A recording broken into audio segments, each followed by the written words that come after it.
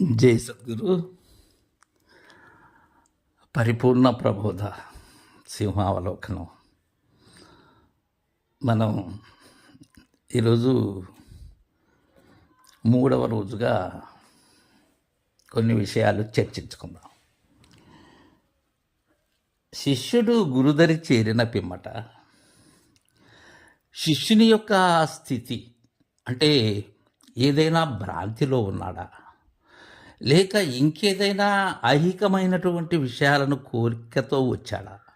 చాలామంది అలా వస్తారు. గురువు దగ్గరికి వెళితే మాకు మంచి జరుగుతుంది అనో, లేకపోతే ఎంతో కాలంగా తెగనటువంటి తాను కోరుకున్నటువంటి ఐహిక కోరికలు ఏవైతే ఉన్నావో అవి జరుగుతుందనో, లేకపోతే తన కుటుంబంలో ఉన్నతికి అంటే అది ఆర్థికపరమైనది కావచ్చు, ఆరోగ్యపరమైనది కావచ్చు, అలాంటి భావనతో కూడా వస్తుంటారు. ఇవి వాళ్ళిద్దరి మధ్య అన్యోన్యత కుదిరేంత వరకు కూడా ఒకరి మనసును ఒకరు తెలుసుకోలేరు. గురువుని గురించి శిష్యునికి తెలియదు, శిష్యుని గురించి గురువుకు తెలియదు. ఒకరిని గురించి ఒకరు తెలియకుండా బోధ అక్కడ కుదరదు. ఎందుకు చెప్తున్నానంటే, మనకు భగవద్గీత ఒక ప్రమాణంగా తీసుకున్నట్లయితే బాల్యం నుంచి కూడా కృష్ణార్జునులు బంధువులు. మేనత్త కొడుకే అర్జునుడు. ఎన్నో సందర్భాల్లో ఇద్దరు కలిసే ఉన్నారు. అయితే ఎప్పుడు కూడా అర్జునుడు కృష్ణుణ్ణి ఒక గురువుగా, ఒక బోధాధికారిగా చూడలేదు. కారణం, ఆయనలో ఒక స్నేహితుడు, ఒక బంధువే కనిపించాడే కానీ, లేక ఒక మార్గ నిర్దేశకుడు కనిపించాడే కానీ ఒక బోధకుడు కనిపించలేదు. ఎప్పుడైతే సంగ్రామం ప్రారంభం అయ్యే క్షణంలో అర్జునుడికి విషాదం దాపురించింది. అప్పుడు అవసరమైంది కర్తవ్య నిర్వహణ. ఆ కర్తవ్య నిర్వహణ ఎలా చేయాలి, ఎలా చేయకూడదు అనేటువంటి విషయాల్ని చక్కగా 18 అధ్యాయాల ద్వారా వ్యాసుడు మనకు అందించాడు. అలా వెంటనే ఇంకొక విషయం, బ్రహ్మంగారి దగ్గరకు సిద్ధయ్య కూడా వెళ్ళాడు. వైరాగ్యంతోనే వెళ్ళాడు. వెళ్ళిన పిమ్మట 12 సంవత్సరాలు సేవ చేసినట్లుగానే మనకు కడియాల వీపూరి ఆచార్యుల వారు రచించినటువంటి ఆయన చరిత్రలో ఉంటుంది. చివరకు తెలియచేయవలసినది తెలియచేయకనే, తెలుసుకోవలసినది తెలుసుకొనకనే ఆయన పుష్పాలకి వెళ్ళినట్లు, ఈయన సమాధిలో ఉన్నట్లు, మరలా ఆయన వచ్చిన తర్వాత సమాధి నుంచి లేచి ఆ రహస్యాన్ని బోధించినట్లుగా మనం విని ఉన్నాం. అంటే ఇక్కడ ఎప్పుడు బోధించాలి, ఎలా బోధించాలి అనే విషయం అది ఆ గురువుకి సంపూర్ణంగా తెలిసి ఉండాలి.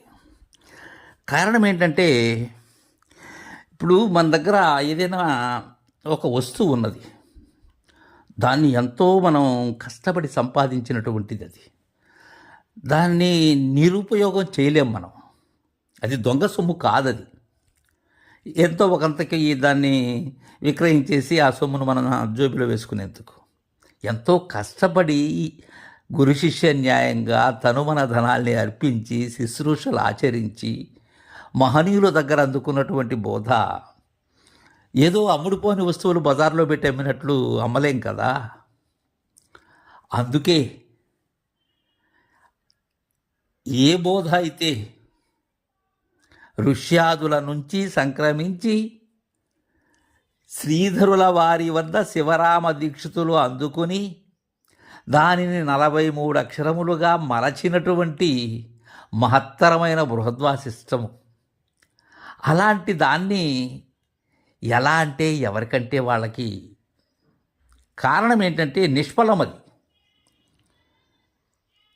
అందుకే కృష్ణప్రభువుల వారు కూడా చెప్పింది, ఒకవేళ ఇచ్చినా ఆ ఎరుకల వారు, ఆ కొండ జాతి వారు, గురుజులు వాటిని ధరిస్తారే కానీ ఈ మేలిమి ముత్యాలు వారు ధరించరు అనేటువంటి సందర్భం దీన్ని బట్టే. ముందుగా వారిని, అంటే తన దగ్గరకు వచ్చిన వారిని ఏ గురువైనా సరే సంపూర్ణంగా పరీక్షించి ఉపదేశం చేయాలి. ఆ ఉపదేశం కూడా ఎలా ఉండాలి? దానికి కొన్ని పద్ధతులు ఉన్నాయి. ఎలా అంటే అలా చేయటం అది ఉపదేశం కాదది. గురు శ్లోకం, గురు బ్రహ్మ శ్లోకం ముందుగా వారికి చెప్పాలి, లేకపోతే గురు మాలామంత్రమైనా చెప్పాలి. ఇక ఈ సిద్ధాంతానికి మూలమైనటువంటి 3 మంత్రాలు వారికి తెలియచేయాలి. ఆ దక్షిణ కర్ణంలో తెలియజేసినప్పుడు వారికి ఏమి తెలియదు. మనకు అందరికీ అంతే. అయితే ఈ అజప గాయత్రి అయినటువంటి సోహం ఏదైతే ఉన్నదో అది సోహం చేయాలి అనేటువంటి భావన చెప్పాలి. ఎందుకు చెప్పాలి అంటే శిష్యుడు గురువు మీద సంపూర్ణమైనటువంటి, అంటే నన్ను కడతేర్చుతాడు అనే భావనలో ఉన్నాడా అనేందుకు మాత్రమే. ఇది పోను పోను ఈ పూర్వపక్షమంతా ఏమవుతుందంటే గురుదేవులు అనేవారు మొట్టమొదటే బయలు సంజ్ఞ చేయవచ్చు, అదేమీ పెద్ద కష్టము కాదు దో ఇది అని. అయితే అది శిష్యుడు అందుకోలేడు. కారణం, కనిపించేటువంటిది ఏదైతే ఉన్నదో సమస్త దృశ్య పదార్థము కూడా అదృశ్యము, అది ఏమీ లేనిది అని చెప్పి ఒకవేళ చూపినా కానీ ఆ చూపు నా చూపుకు అందదు. అది నేను లేని చూపుకైతే అందుతుంది. అది గురు చూపు. అది అలా చేసిన పిమ్మట దాన్ని ఏదైతే సోహం చేయమన్నారో దాన్ని బోధిస్తూ ఉండాలి. తరువాత గురు ధర్మాన్ని బోధించాలి. అసలు ఎవరు గురువు అంటే దీనికి ప్రమాణంగా గురు గీతను అధ్యయనం చేయించాలి. ఎప్పుడైతే గురుగీత అధ్యయనం చేస్తాడో చేసినప్పుడు శిష్యునిలో గురువు పట్ల ఒక దైవ స్థితి కుదురుతుంది. లేనట్లయితే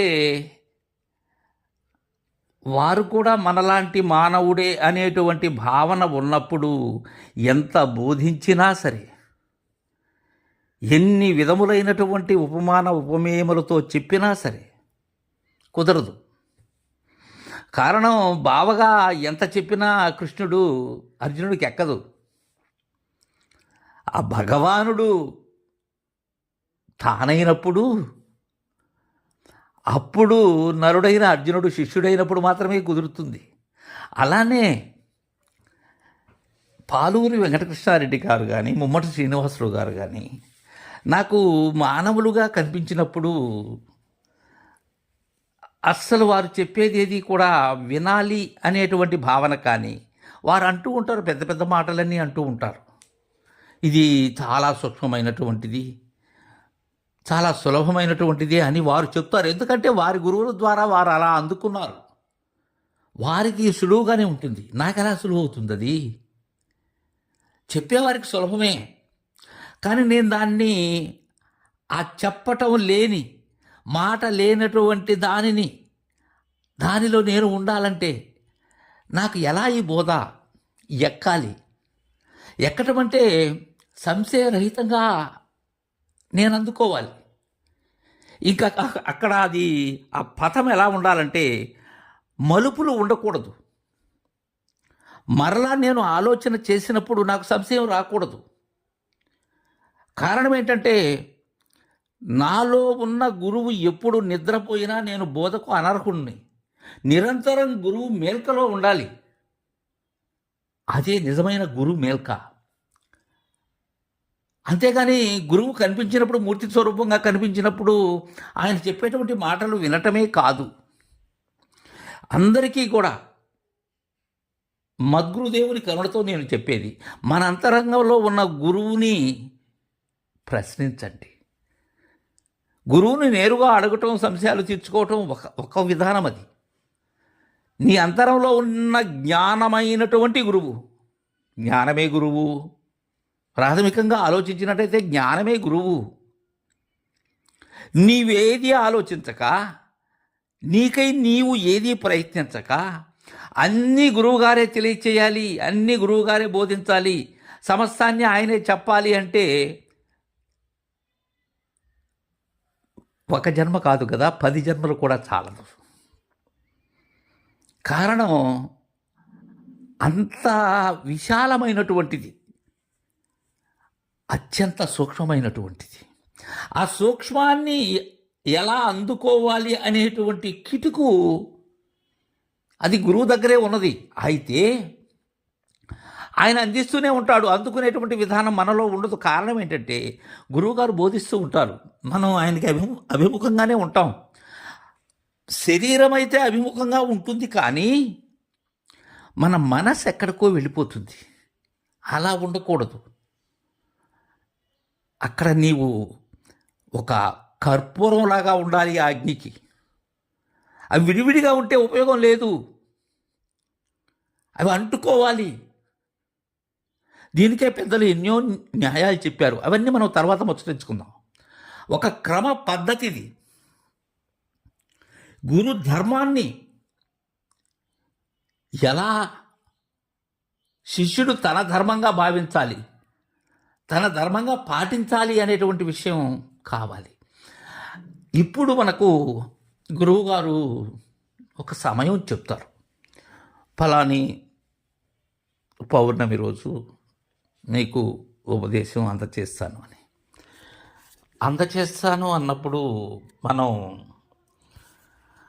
దానికి కావలసినటువంటి, అంటే మనం ఎలా వెళ్ళాలి గురుమూర్తి స్వరూపం దగ్గరకు అనేటువంటి విషయాన్ని ఆయన పూర్వపు శిష్యులు ఎవరైతే ఉంటారో వారి సాయం తీసుకోవాలి. ఏ గురువు కూడా నాకు ఇది కావాలి, ఇలా తేవాలి, ఇదో ఈ నారికేళమో లేకపోతే పుష్పాలు, ఇవన్నీ గురువు ఎప్పుడూ చెప్పడు, ఎవరికీ చెప్పడు. దానికి కావలసినటువంటి సామగ్రి ఏదైతే ఉన్నదో అది అంతకు మునుపు ఉన్న శిష్యుల ద్వారా, లేకపోతే ఆ సాంప్రదాయంలో ఉన్నవారి ద్వారా, ఆ గురు భక్తాదుల ద్వారా తెలుసుకోవాలి. తెలుసుకున్న తరువాత ఏం జరుగుతుంది అనేది రేపు చర్చించుకుందాం. జై గురుదేవ.